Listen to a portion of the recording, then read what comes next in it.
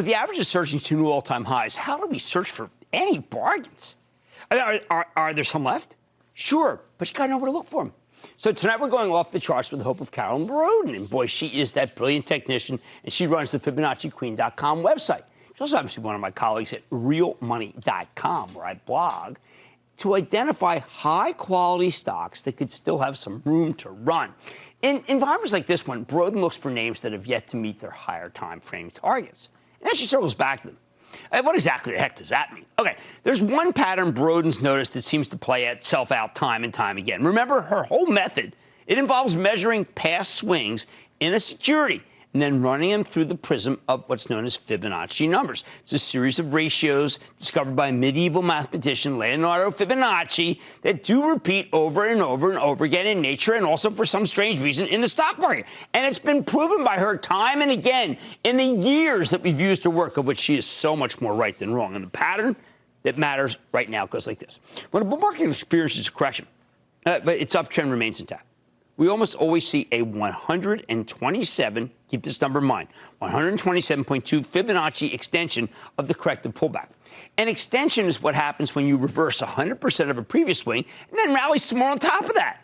This is why Boroden loves to use these 127.2% extensions as her initial upside targets when she's setting up a trade. That number keeps repeating itself. 127.2. How ubiquitous? How ubiquitous is this pattern? She literally sees it in action every day on the futures, on just about every time frame, even down to a 5-minute chart where every tick represents a 5-minute interval. Get this. Let me give you an example of what the heck we're talking about. Take a look at the weekly chart of the S&P 500. All right. Once this market started rebounding from its lows roughly a year ago, Boroden gave us a new upside target. She told us the S&P was headed for the 3,102 mark, at the very least. Why? Well, it's based on that 127.2% retracement of the hideous decline in the fourth quarter of the Powell bear market. Sure enough, it took 11 months, but bingo! This November, the S&P finally hit the initial target of Boroden's 127.2. When she analyzed other swings on the same chart and put them through her Fibonacci prism, they gave a similar target with a cluster of important levels running from 3,083 to 3,102. Now that we've cleared the first major hurdle, Boroden says the S&P 500 has another big picture price target around 3,308, up 3.6% from here. While she acknowledges that short-term pullbacks are inevitable, she thinks these pullbacks will be buyable as long as her big picture analysis remains intact. But if we're looking for buying opportunities here, for stocks that still represent value, and we know that, therefore, she thinks she's going to give us this. But let's say we want to make, some money in some individual stocks, which is what we like on Mad Money, even though we totally respect index funds. We think they're the greatest. We sleep in bed with them. They're our lovey blanket, everything. But we like individual stocks in the show, too. So she says we got to hunt for some names that have yet to hit her initial upside targets, unlike this, which hit the upside target from right here. Hey, how about that call? Right? She waits out the Powell bear market and then zoom. I like when someone's right. Consider the weekly chart of Shopify, the cloud-based software company that gives small businesses the tools they need to create their own online stores. From late August through early November, Shopify stock got hammered. Wow, look at that. It fell from 409 to 282. As the fast-growing cloud stocks went out of style on the Wall Street fashion show. It was a brutal correction. But for the past 6 weeks, Shopify's been rebounding like crazy. However, it's only bounced back to 387 as of today. We've seen enough to confirm that the uptrend remains intact, but the stock is still a long way from making 127.2% retracement of this August decline. The August to November pullback hasn't been made up yet. As Boroden points out, this 127.2 move in the wake of a correction is one of the most reliable patterns of the business. Where's this go? 444, people. 15% from where we're currently trading. Ideally, though, Boroden wants to get this even at a better price. Because if Shopify gets hit again, she thinks it's worth buying into weakness, as long as it doesn't fall below the support of the 280s. So, what she's saying, just so we're clear, she thinks it's going to go to this level. She's hoping to be able to buy it a little bit lower to get a bigger percentage gain. What other high-quality stocks still haven't recovered from hideous correction? Well, how about Cramer fave? Nvidia!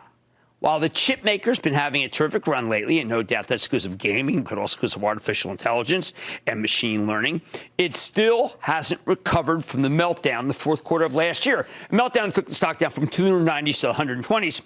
And this was because people were using them for crypto, and they couldn't tell what the inventory situation was, so the stock got clobbered. Okay. Nvidia is just now testing its ceiling of resistance at 228, which represents a 61.8% retracement of the 2018 pullback, another very significant Fibonacci number. If the stock can make the 127.2% retracement extension, though, then where does it go? It goes to 338, up 48% from where it's currently traded. That's where Boroden thinks Nvidia is headed. So do I. My Charitable Trust owns it. Again, she's recommending that you wait for a wee bit of a pullback before you pull the trigger. Now, for the record, Nvidia, my dog, had an endoscopy today, and my 13-year-old rescue buddy is fighting kennel cough as best as he can. Please. Okay. It's apropos of nothing, but I had to point it out. We see the same thing in PayPal's weekly chart. Let's go to that. The online payment kingpin got rolled earlier this year while the stock started rebounding in October. Okay. It's still got a long way to go to reverse that correction, doesn't it? Assuming PayPal can hold above its recent lows, mid-90s, the floor of support, okay, is down $13 from here. Boroden believes the uptrend is intact. And if the uptrend's intact, PayPal, there we go, 127.2. Where does that go? 128. I'm talking about a 19% gain that we might be able to get. Shopify, Nvidia, PayPal, all fantastic companies. Finally, Boroden's intrigued by the weekly chart of something that my Charitable Trust loves, the despot, Home Depot. This is one of the... That's because a developer I dealt with once said to me, you know what, I'm thinking about getting a Home Despot into my mall. I never forgot it. It's the one that pulled back the most recently. That company disappointed investors when it reported its latest quarter. It did disappoint, guys. They need to upgrade their legacy technology systems to bolster sales. And its stock, wow, it just got crushed. Boroden's not convinced that a Home Depot has put it in a bottom yet. I do think it has, by the way. But once we have confirmation it's done going down, what does her methodology say? 217 goes to 247. Wowza. What needs to happen before she can give Home Depot a blessing? Well, Boroden's waiting for new buy signals against the stock's floor of support that runs from 202 to 209, down about $10 from where it currently is trading at after a nice bounce today. What kind of buy signal? Well, she likes to rely on one potential signal when the 5-day exponential moving average crosses above the 13-day exponential moving average.